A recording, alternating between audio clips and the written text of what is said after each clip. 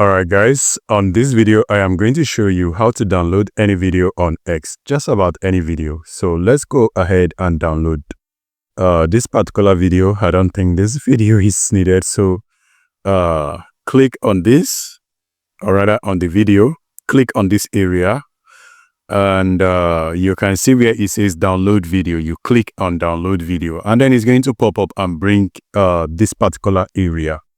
Now, most times it doesn't show this, it just starts downloading automatically, but this is actually what it shows. If it shows this, click on this area and then you download.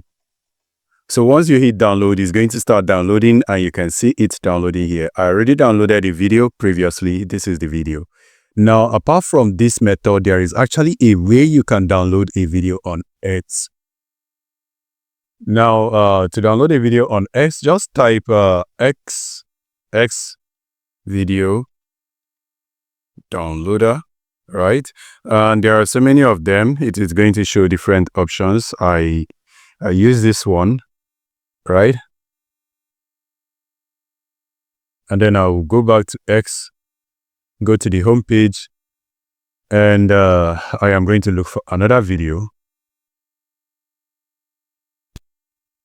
I don't have so many videos popping up. Okay, this one. So let's assume this video, right?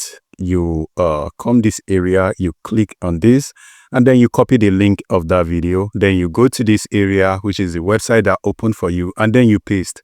But now the issue with this one is that it is going to display so many adverts for you. But then just click on download.